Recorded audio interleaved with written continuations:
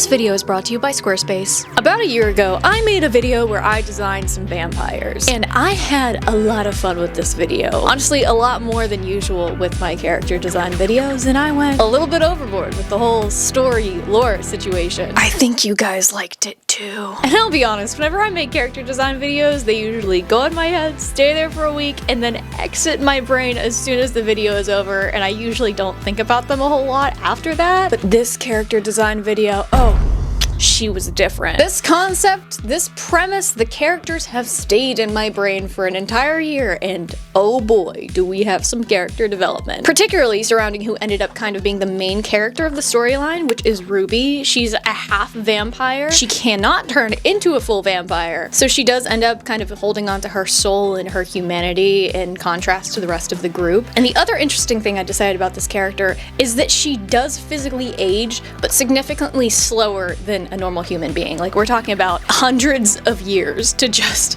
become an adult looking person. I don't know, that particular mix of characteristics just made me think a lot and ponder, like, what would this character do across those hundreds of years? Where would she end up? That to me has been an extremely fun visual design premise to play around with like different versions and iterations of this character. So today, I want to actually focus on Ruby a little bit and her storyline, because it's kind of turning into something. I kind of want to redesign her for the purposes of the storyline that I have in mind currently, but more so just like expand on her current design. As usual, I've already been scouring Pinterest for ideas and inspiration, so without any further ado, let's go check out my inspo boards. So in my mind, the story would basically pick up whenever she is like a full adult, and she's kind of in this like vampire slaying phase where she's really jaded and she is essentially searching for like a cure to her vampirism because she wants to be a full human again. So she's got like a real Van Helsing but vampire aesthetic to her going on in this period. So on my boards I have a lot of like vampire slaying gear. I want to play with fire as an element that she uses to like purify or cleanse or like slay vampires, so I have a lot of that in here as well, but more like pink magenta fire shapes. I also of course have some like face references in here because she is going to age into a full adult, so I'm trying to like make her face shape stay consistent but of course like mature in a realistic way. I also have this wacky idea, mostly as like a cool silhouette element for her adult design, to give her like a giant coffin shaped apothecary cabinet that she keeps like all of her weapons and vampire slaying gear in. I haven't really seen anything like this in media, and I just think it's a cool idea. And of course I'm also playing around with that being like a deeper lore detail, which I will get to later in the video. I've got some like cool lighters on here and alchemical symbols because that's going to play into her abilities as a vampire slayer as well. Random pictures of Karlach because I kind of want her to be like a buff, strong lady in her adult form, and I thought Karlach was a good reference for that. And then I have so many like pieces of clothing inspiration, like cool, bold silhouettes. Some of it like more historically inspired, some of it diving more into like alternative communities. The setting this universe exists in is sort of like a Victorian period lost in time where time isn't really like advancing much. Civilization and technology isn't really advancing much because monsters like this do exist. I also wanted to give her some like cool, bold sunglasses. She can go out in daylight, but she is still partially a vampire, so she wants to protect her eyes and her skin and everything whenever she's going outside. And then a lot of these down at the bottom are references that came from her original board. You know, the bat that she is based on, some strawberries and cutesy aesthetics, more practical Victorian fashions, and then I also have a lot of like art references of ways that I would like to stylize her face. And down at the bottom I also have a couple of inspiration pictures of Blade, because whenever I posted some rough sketches of this version of Ruby on my Instagram, people were like, it's girl Blade, and I was like, okay, you're kind of right, so we might as well lean into it a little bit. So these are my general inspo boards for this version of Ruby. There's so much going on here. My good, 230 pins is crazy. So normally during this phase of the design, I will go and like grab my sketchbook and start doing like rough conceptual sketches just to try to ground some visuals for what I have in mind based on my boards, but I've already basically done that over the past year, so let me just show you in a little bit more detail what I've already done.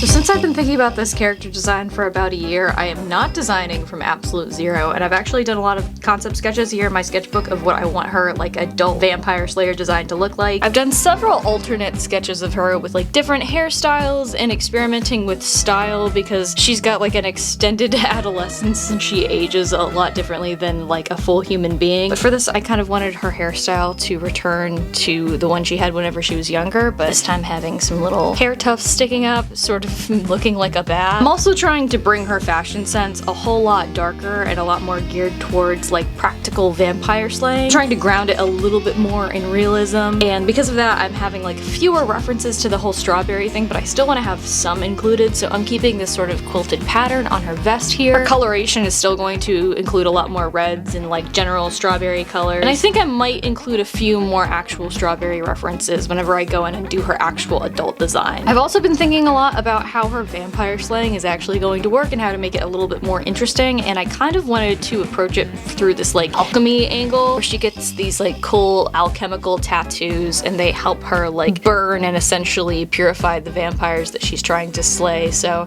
I also have some matches that are sort of like magically alchemically enhanced to aid that process, and I played around a little bit with a tattoo design idea. Here's another concept of her adult / young adult design that I think is a lot closer to what I actually want to go for her. There's a few more references to strawberries in here. There's just like a little bit more detail that I think captures that Victorian aesthetic a little bit more. So I think what I ultimately want to go for is somewhere between this and original adult concept for her. So with that, let's get designing. But first, last time I indulged in a video game themed character group, I was able to hop on my portfolio and create a dedicated portfolio page documenting the creation process of that video and showing off the artwork in more detail. And all of that was made possible by my website host and this video's sponsor, Squarespace. To create my initial Squarespace site, I was able to choose from dozens of flexible website and portfolio templates to find one that fit a basic style I liked. And from there, I could go wild with customization to make my site work for my specific needs. I've been building my Squarespace portfolio for a while now, and the latest addition is character profiles I've been building for my characters Rose and Quintessa now that I actually have ref sheets made of them, and I could easily create those character profiles by using Squarespace's site page templates. From there I can add various media, text blocks wherever I'd like them, and fully structure everything how I want with their drag and drop website builder Fluid Engine. That same design engine makes it easy for me to continue to add more recent pieces to my portfolio gallery, since tools like automatic image scaling keep my pieces arranged and organized for me. But Squarespace's tools cover more than just websites. They offer an e-commerce platform that has every selling tool you could possibly need, from inventory management to shipping labels to flexible payment options, in-person selling tools, and even exclusive content hosting on your site to make it function like your own private Patreon. And with detailed analytics covering every single aspect of your site, you can tweak your site to cater to your specific clients and audience. So if you're in the market for a website or portfolio, head to squarespace.com for a free trial, and when you're ready to launch, head to squarespace.com/pricklyalpaca to save 10% off your first purchase of a website or domain. Can you say thank you to Squarespace for sponsoring this video? Now let's get back to it. She is uninterested in saying that. For the shape breakdowns here, I'm really looking for underlying shape themes and visual ways that I can kind of unify the design and make all of the visual language make sense together, because there's a lot of like rival themes here going on, like strawberries and bats. There's fire motifs, there's more like edgy, boxy, sharp shapes like the blade inspiration. Here I'm also making a lot of notes on just in general vibes, like things that I'm noticing, things that I want to bring out in the character, and I'm also trying to get into more broad like theme characteristics, like what are objective themes that all of these elements might have in common that translate to the character overall, like in terms of personality or her character journey. That theming whenever she was a child and her design was mostly inspired by this cute little bat and strawberries was pretty straightforward. It was very like sweet and cute and innocent, kind of active but not in a dangerous way, more in like an excited, approachable way. I think that also shows through in the like intensity of her colors, using so much like red and burgundy. But as an adult character, I do want that design to develop into like a more dark, stoic,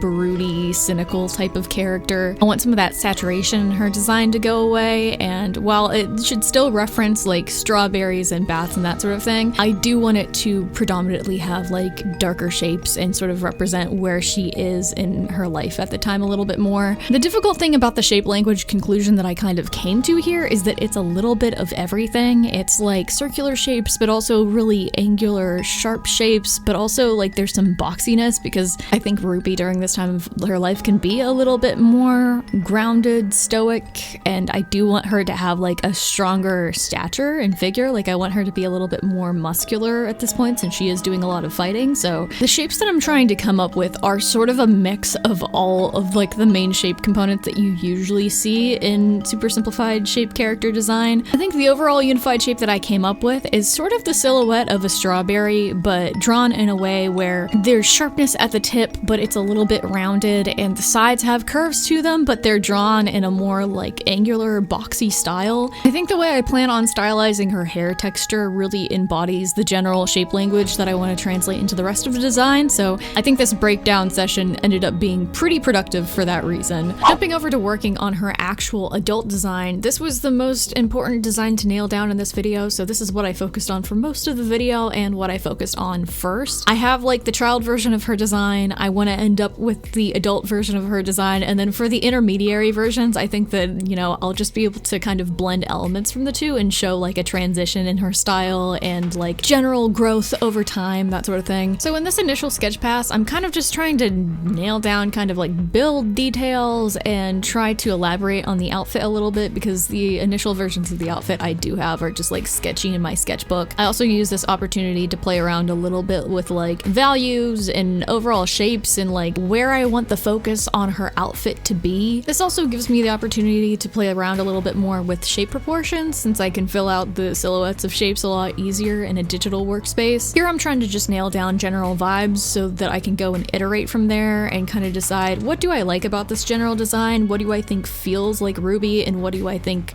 could probably change, make it suit the character a little bit more to make for a more interesting silhouette and overall design. During this time I did also go in and do rough sketches of like her at different stages of aging, so I also did like a child version that's very close to her original design but like a little bit more simplified.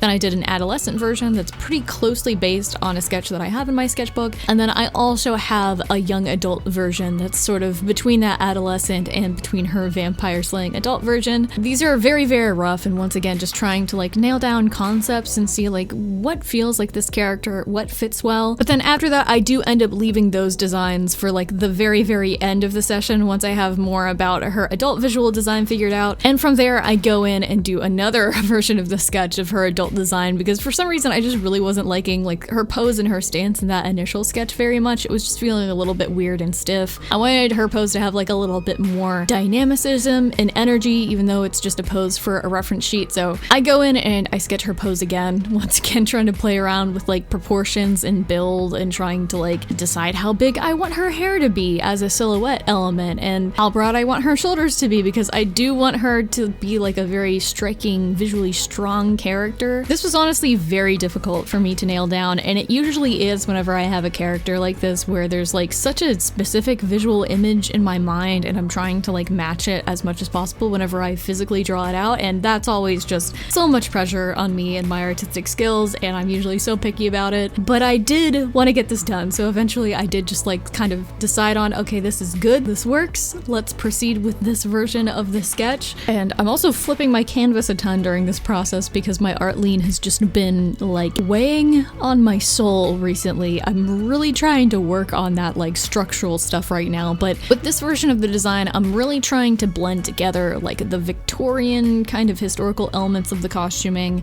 with something that's like a little bit more cool and modern that feels like a character would go and like fight vampires in, with something that is practical that someone could realistically fight vampires in while still looking cool and not have their like movement too impeded. So that vest that I originally had her in became like basically the same sort of cut of vest, but I made it a waistcoat to make it a little bit more period appropriate while remaining kind of like steampunky and cool at the same time. I also gave it a lot of visual elements around the top, like her neck and chest area. That way it would draw a little bit more visual attention to her face. I didn't want to make things too visually busy like around the middle of her body because that's not where I want the viewer to look. So I kind of want to put most of the visual noise and like saturation waist up so that the viewer is focusing on her face most of the time. Once I got to the coloring phase, I did find the values themselves to be a little bit tricky because she has like kind of a mid-tone skin tone, and then her hair is also sort of in that like mid-tone area because it's darker, but it's like sort of still a medium red. So I didn't want her face to be lost in the block that is her hair. So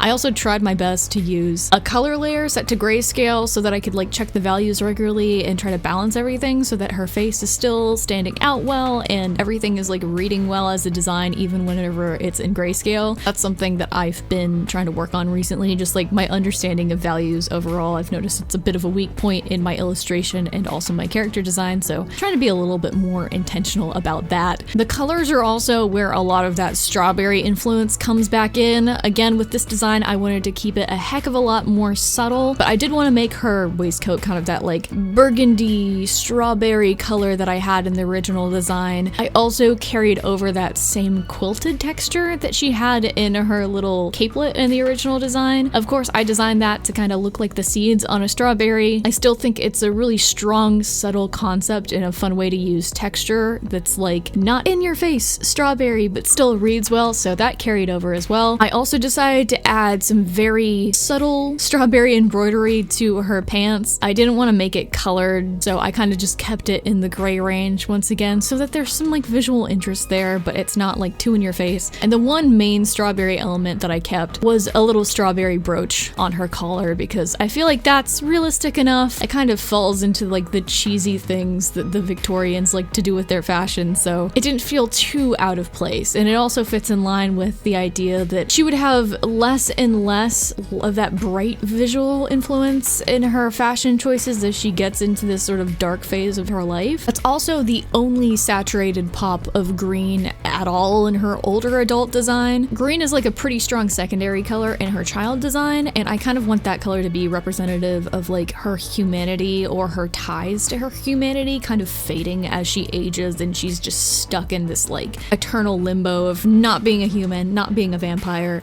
And I'll discuss a little bit more about how I'm using her color palette later on whenever I do the other variations on her design, but at this point I also wanted to add her iconic coat that I also had kind of roughly sketched out in my sketchbook. I imagine her having like a really bold, kind of intimidating, strong silhouette. I just really wanted to make it interesting with these like big shape elements because that's an aspect of silhouette that I haven't played around as much with in my character design, and I feel like it makes designs way stronger, way more interesting. So I wanted to give her this like giant bat wing style tiered leather coat. Like I said, this character still has a bit of like sun UV sensitivity since she is a half vampire, so it would give her something to cover up with during the day. It would also just serve as like kind of a protective base layer against like general vampire bites and scratches whenever she's fighting them. But I also wanted this silhouette of hers to be like a little bit more cool, slouchy, a little bit asymmetrical. So in this version, instead of having both sleeves on, I kind of gave her like a one sleeve on, one sleeve off look. I feel like it's very like anime, which is definitely like another huge influence with this character. With one arm out of the sleeve, I also imagine that it lets her use her like fire abilities a little bit easier even whenever she's still got her coat on. That way she's not like burning things up all the time. And on top of that coat, I also wanted to give her just some accessories and elements to make it a little bit more interesting. So I gave her like a corset belt to kind of cinch the coat and make sure it stays on so she can have her cool slouchy silhouette. I gave her a belt full of stakes wrapping around her torso and also a belt with more weapons and accessories on her waist. And like I said in the inspo board section, I also wanted to bring like a giant coffin shaped apothecary cabinet into her design that she carries on her back that has like a bunch of weapon stores and things like that in it. Again, I feel like it would be a cool silhouette element. It's sort of over the top and ridiculous in that way that a lot of like anime and game design is. And on a much more macabre note, I actually imagine that this might be Ruby's coffin that she carries around with her, like her own coffin, because I don't know, in my mind as a half vampire, maybe she has more of a tether to her resting place than other vampires do, and it's just something that she wants to like keep track of a lot more than other vampires might, just for her own safety. I don't know, I'm still thinking about lore reasons for that, but I think that that is what this is. She modified her own coffin in order to carry weapons happens. I don't know, feels on brand for her in a lot of ways. On that same note, I think that she also carries like some of her burial dirt with her. I know that that's an interesting point in some vampire lore that I feel like I want to include here. And just a few final notes in this design, I also included some like candles that have melted on top of the coffin. I feel like that's some kind of like protection seal that prevents other vampires from like getting into it or touching her belongings or touching her coffin. Once again, like I mentioned in the inspo boards, I also gave her some like light protective sunglasses in this design, once again because I think her eyes would have sun sensitivity. And I also went back in near the end and made the bat wing shapes on the cloak a little sharper, a little bit more shapy to make them more interesting silhouette elements. And later throughout this process, I also add a slight subtle green tinge to the cloak as well, just to bring a tiny bit more green into her design, but in like a really subdued, desaturated way. Now that I have kind of the basic adult design nailed down, I do want to focus a little bit more on the shape design of her face itself. I usually do not focus too much on trying to like break down a character's face and draw them on model consistently, and it's really something that I should be doing. Last time I made reference sheets, I didn't do like any expressions or any variation. It was just like one straight on pose of the character, and I feel like that is not enough. So this week I'm actually going to take some serious time to try to like nail down what I want Ruby's face to look like so that I can hopefully draw her a little bit more consistently in the future. So this was really fun for me to do because it kind of also doubled as expression studies and warm-ups for me for the day. So I was just kind of vibing while I was working on these, and I basically just took reference images of cool expressions from Pinterest and tried to draw them with Ruby's general face design and face mask in mind. Funnily enough, a lot of the references that I used for these are just Emilia Clarke because she has such a like expressive, interesting face. Like I found so many cool face references of her on Pinterest whenever I was trying to do this. So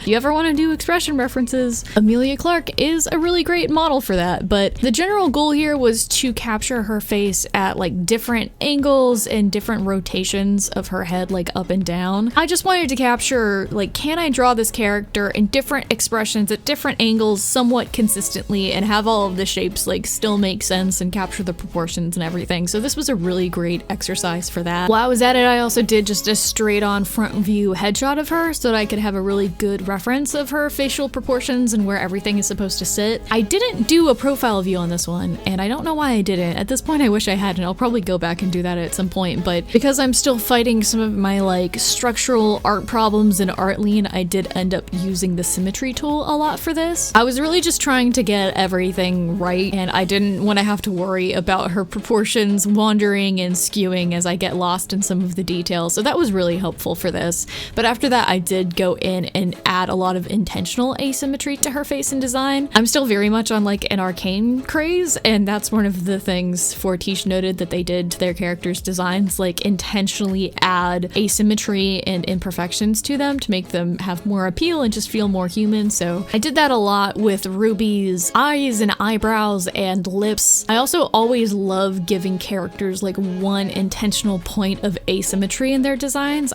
There's something really appealing about it to me. So I also made one of her fangs longer than the rest of her teeth, and I just also tried to give her teeth an interesting design in general. I didn't want them to be just basic cookie cutter vampire teeth. I also gave her some subtle freckles and skin imperfections to kind of reference the seeds on a strawberry once again. And this session was also really great practice for her hair shape at like various angles, because her hair is sort of this like very specific yet very abstract shape that is a little bit difficult for me to capture at different angles in general. This was a nice exercise for me to try to capture like how poofy her hair is, like off the top of her scalp consistently, and like try to get those elements at like slightly different angles and everything. This also gave me an opportunity to try to kind of stylize her hair texture in a way that makes a little bit of sense but also is able to capture the shapes that I want it to have. So I gave her these really exaggerated ringlets that end in like little curly points, and that is my somewhat logical way for her hair to be able to make all of these big shapes. I made it look a little bit more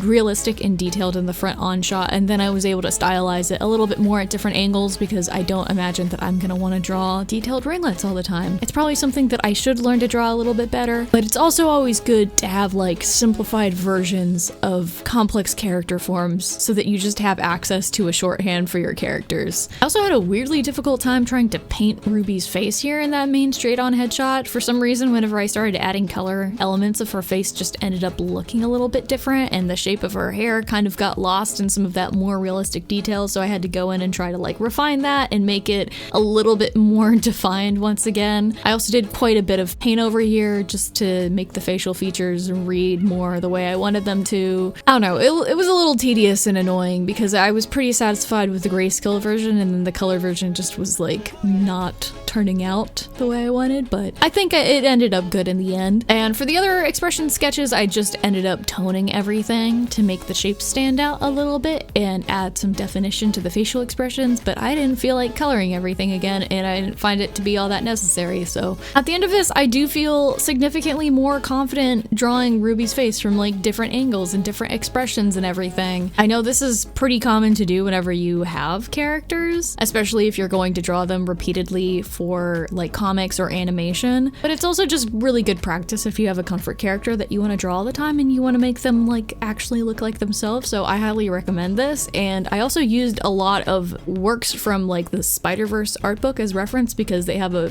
bunch of like good expression studies of their characters in there. So if you want to show some love to your characters and actually do this, I highly recommend. So some of these concepts are kind of happening like sporadically as I'm going through the process, and initially whenever I was just doing the basic character design, I hadn't had the idea to give her that giant coffin like apothecary cabinet yet, although I did know that I wanted to give her some kind of like a giant scythe. I'm just a sucker for the whole scythe Grim Reaper thing, and I feel like it's very on brand for a vampire slayer. So next I want to give some like really appropriate thought to her weapons and gear and accessories, because I just imagine her having a giant arsenal. She's got magical items I want to detail. It only seems fitting. So trying to detail her weapons was both extremely fun and also a whole entire thing. I really wanted some of these weapon designs to be a little bit more grounded in like realism and also have more of like a steampunk historical influence to them, which unfortunately is not something that I'm like particularly strong with whenever it comes to weapon design. I do not have a super large visual language for stuff like that, and I also, whenever it comes to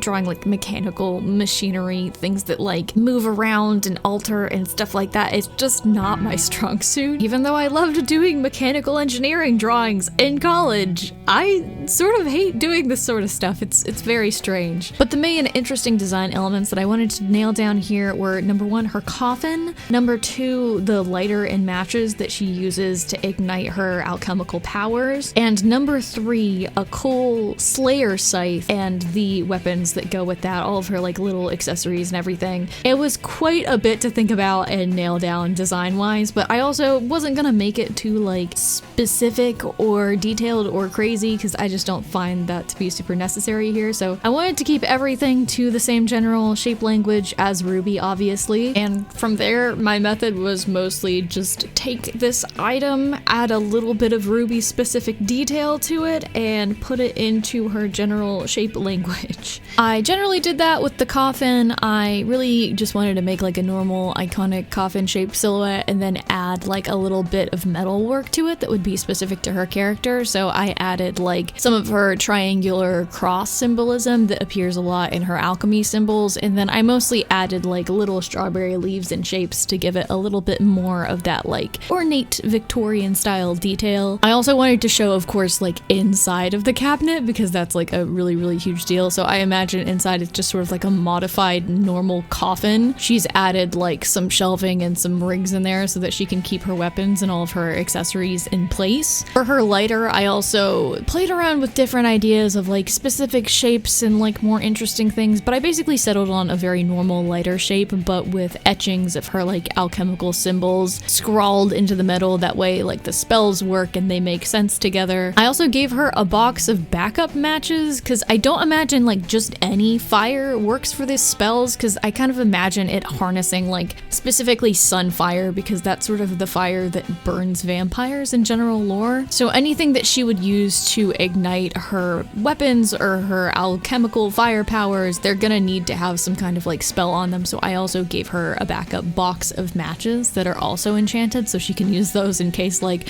her lighter runs out of fuel in a pinch. Speaking of weapons, I also wanted to give her like a giant arsenal because I'm an absolute sucker for a character that like is that character where if they go in somewhere and they have to take all of their weapons out, it's just never ending. It's the bit from Atlantis where they just have knives hidden everywhere and you're like, where are you even putting this stuff? But I wanted to give her a big arsenal of Vampire Slayer weapons that can go in her cabinet. That way she's just never gonna run out of stuff. And she has like different complexity and levels of weaponry for like different vampires she might face. So she's got like stakes and daggers and like little knives and things that she would use to fight like lower level vampires or monsters. And then I also imagine she's got like a gun with some silver bullets in case she would stumble across like a werewolf or something else that might be like higher level that she's not going to be able to fight in the same exact way that she would fight a vampire. I also gave her these like brass knuckle type blades that I think would be cool. I gave her like a specific platinum or silver dagger, just like some kind of pure metal that she could use to slay like higher level vampires. I imagine that this knife specifically just has like a really sharp blade and it's easy to keep sharp, so you can just like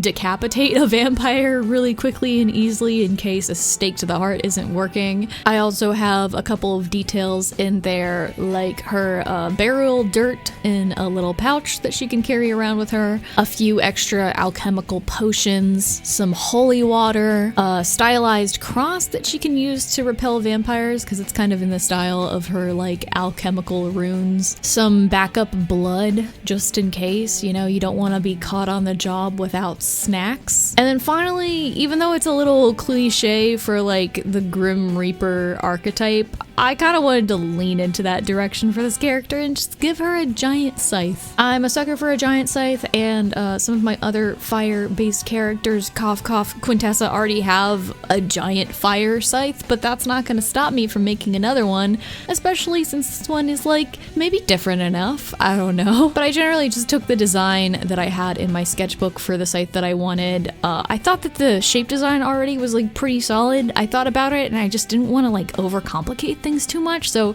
I did kind of take that general batwing shape that I had for the scythe. I kept that, but then I wanted this scythe to be more than just a normal slashing weapon. I imagine that this weapon is literally like the big gun that she would bring out for like the worst of the worst when fighting vampires. I'll talk about it a little bit more in the later section, but her main quest during this era of her life is finally slaying Hargreaves, which is the vampire that sired her and like the rest of the group, and he's kind of turned into like a giant monster and he's a big problem. He's very difficult to fight and kill, so I imagine she constructed this weapon as kind of like the ideal ultimate weapon that she could use to slay him. It has a giant, very sharp blade that she could maybe try to use to decapitate him, and I also wanted to make this scythe double as essentially a flamethrower. I imagine her other fire weapons don't emit like the biggest, most powerful flame, and that might not be able to engulf like a giant monster like Hargreaves. So I imagine she rigged up this giant scythe that is equipped with like some alchemical spells and runes so that she can like basically shoot fire blasts at him. I imagine for a monster like Hargreaves, who is like basically a vampire at the stage of vampirism where you are the most far gone that you can be. You are just a monster and they're very powerful.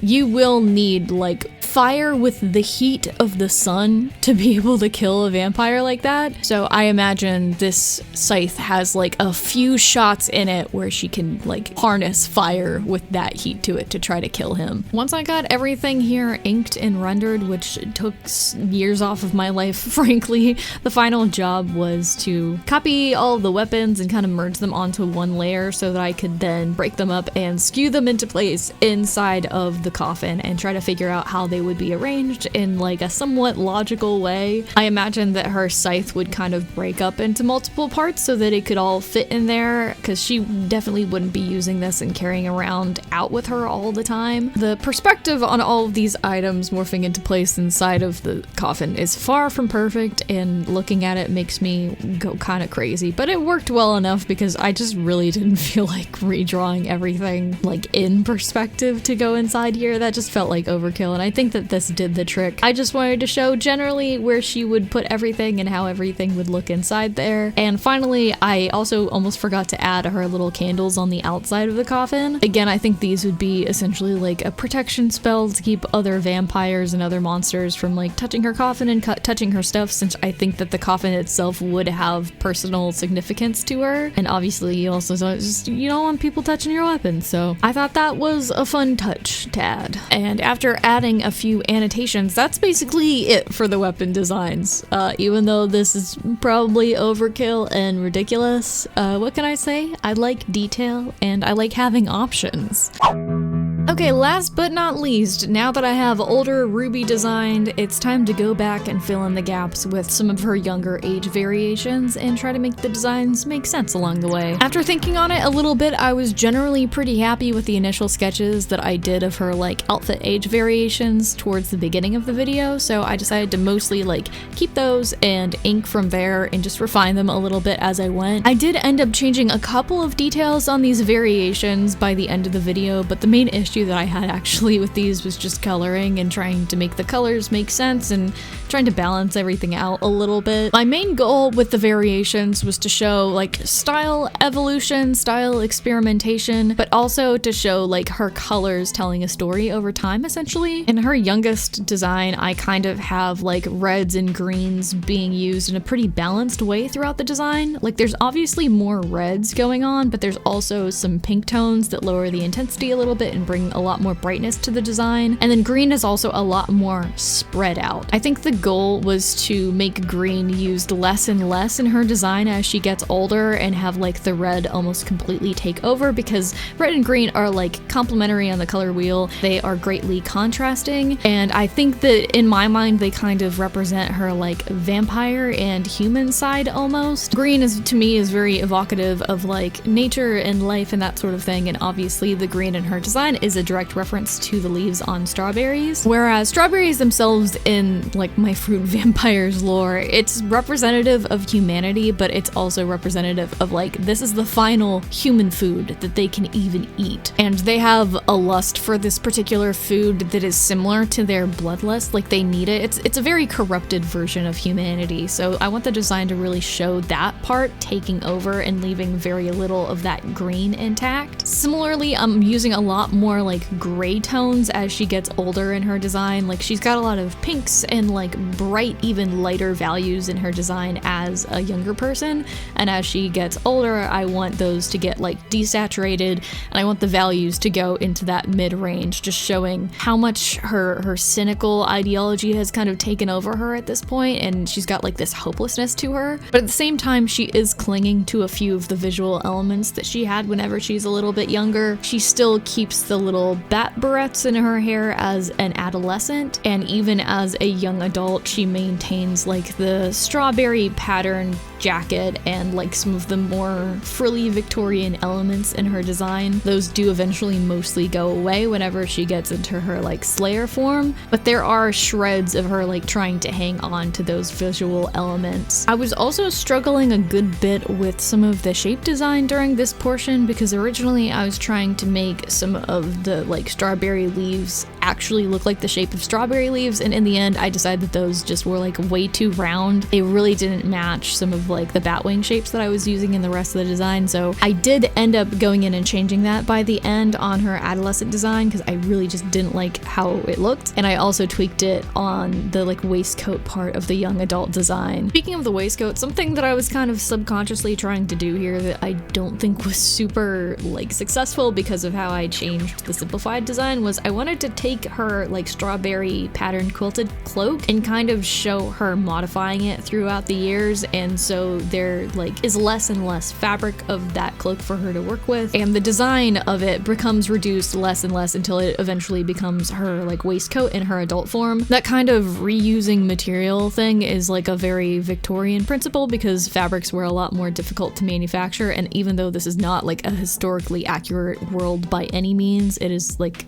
an AU through and through. I still like that slightly historical nod, so I at some point might go in and design things a little bit so that makes a little bit more sense in terms of how much fabric is available, because I just really like that through line of her clinging on to this garment. And I feel like maybe it's even a garment that she had whenever she was still a human, so it's not something she can part with, but it does eventually just get damaged and tattered throughout the years where she has to like reinvent it. I don't know, it's something that I wish that I had given more thought to like in this process, but I might revisit it at some point. So while I'm at it and just kind of finishing up this reference sheet and polishing a couple of things up, I want to share some like lore details and where Ruby's character is at this point in the story, specifically referencing her adult form. So since this character is neither a human nor a vampire, I imagine she has a really difficult time finding her place in the world and trying to exist alongside the other vampires. She just has a way bigger capacity to feel like compassion and human emotion than the others, so it's really hard for her to like stomach that particular lifestyle. She still really won't kill humans, she doesn't really feed from them directly, and she still tries to like feed off of just fruit as much as possible. And I think over the years she just becomes increasingly distant from the group. I think eventually she does have a bit of a falling out, mostly because she wants to become fully human again, and they've all gotten like a little bit attached to her, and they also just don't think it's possible. They think it's kind of a fool's errand and a hopeless venture, and they think that she should just like kind of stay with them and accept what's happened. But I think she essentially goes on a quest to try to find an antidote, try to become human, because she's heard like legends and rumors that there are ways to become human again if you are a half vampire. But at the same time, because she's a half vampire and she's not really supposed to exist, other vampires still want to kill her because she's upsetting the natural order of things. Her group is still technically responsible for killing her because she's not supposed to exist. And of course, the gargoyle Hargreaves is still after her because whenever he feeds on vampires he's sired, he gets even more power from them. So of course, while she's on this quest trying to become human again, she's sort of on the run, and vampires and humans and her own group and Hargreaves are all technically out to kill her, so there's just threats around every corner, hence why she becomes so proficient with different weapons and fighting, and eventually she does just end up having to slay vampires because they're trying to kill her first, so it's sort of like them or her. But I think because she has compassion for the vampires that she personally knows, and she does sort of still see them as people, when she slays them she doesn't know if they like pass on correctly or become ghosts or just cease to exist, and she wants to like slay them in a way that actually like purifies their souls and gives them like a full chance of passing on and not just staying in like weird soul limbo. So during her quest at this point in the story, she continues to turn up dead ends in terms of like trying to find a cure for her vampirism. She's followed so many threads and strings and traveled all over the world trying to find some kind of answer to her problem, and she has found nothing. But what she has found is a lot more knowledge about vampirism in general, and also a love and study of alchemy so that she can more effectively fight vampires and also cleanse their souls through fire. So you might have seen her having these like cool alchemical tattoos at various points in the reference sheet, and that is the purpose behind them, so that she can kind of like do Full Metal Alchemist style fire transmutation and like equip her weapons with different abilities. And I also think it would be cool if she could do some hand-driven fire spells by using her enchanted ignition lighter and matches. But I think the drawback of this whole ability, even though it is very powerful, is that it directly like costs her physical energy. So in order to use this ability, she has to feed really often and continue to like regain and regenerate lots of energy, which as a consequence also means feeding on a lot of human blood. So I think it's been fun to play around with this character because a lot of the themes and the things she has to do plays into the things that she really doesn't want to do, because she really doesn't want to feed on human blood, but she has to in order to purify vampire souls. She has to in order to fight Hargreaves and have the strength to do so. So in the furthest point of the story that I've thought about, I think that Ruby is like really at her lowest point. She has turned up nothing in terms of of trying to find a cure for her own vampirism. She doesn't have much of a direction at all. She's slaying vampires who try to attack her and like purifying their souls, yes. But I think that she's also really grown to resent vampires in general, so I think she also just fights them out of like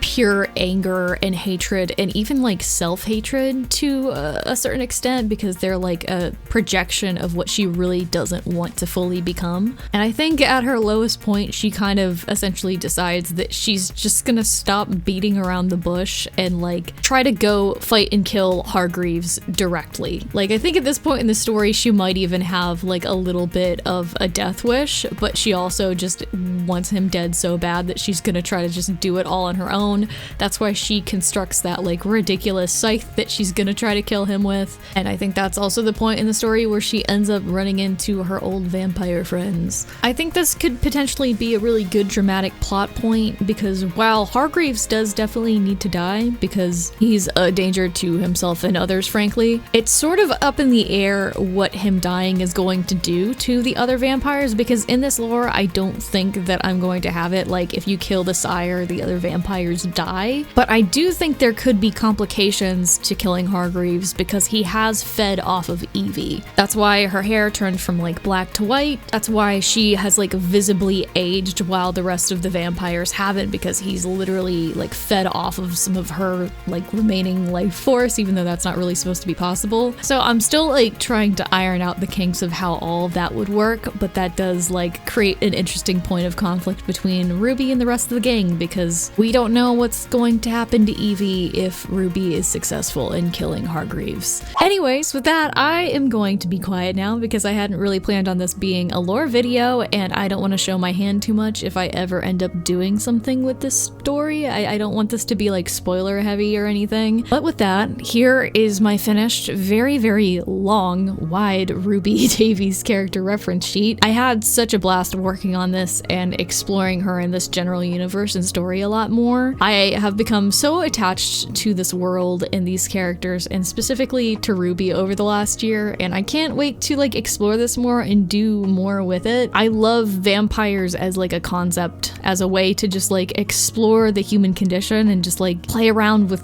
dark themes in a way that's also kind of campy and cheesy. It's just very fun to me. But I hope that you guys enjoyed this video, especially since it's probably gonna release at a completely ridiculous time that doesn't make any sense. This was like my third time pivoting a video topic because of art block. This has been like a little bit of a frustrating month for me because I've just been like a little bit overwhelmed in terms of art, but I am really glad that I finally have another video out in this universe. And like I said, if you haven't watched that original video, all of the lore will make a lot more sense if you do go and watch it, so I'll have it linked in the description. Things have definitely changed a little bit since I made that video, but it's still generally pretty like current. I think the lore is still pretty intact, and I think it's a good video. So with that, thank you so much for watching. I have another video coming out in a couple of days in which I might be drawing some of your characters, so you should really stay tuned for that. But as always, the biggest thank you for this video and every single one of my videos goes to my lovely patrons, and especially my executive producers: Miss Furnace, Koichucks, Becca, Mandolin, Cyrus Orion, Ghost Guy Ghosted, Jenny Craftsma, Molly Fanton, Optimus Prime, I Do TKD, Ren, Band Off the Yellow, Cloud Max, Marietta Wassner, Velly Smelly, Stabby Horse, Holding Space for Me That Espresso, Ember Creeps, Cardia X, Christina Kimtia Art, Call Me Ash, Blaze Ravenscar, Lunira, Fiasco, Mossy Raven, A Ruler, Ha Get It, I'm not saying that name on the internet, ABW Makes, Icecavan, A1Do, Liana, Ermler Jean, Breeza, Brian, Phoenix, PNG Not Found, Freedom and Gus Gus, Cat, Dodo, Zyle S, Agent Sketchy, Thea Maya, Lovisa, Eloquent Silence, Hypnos, Katie, Sweet Winter Garden, Gravity Drop, I Hang Out with Cats at Parties, and Bean the Bread.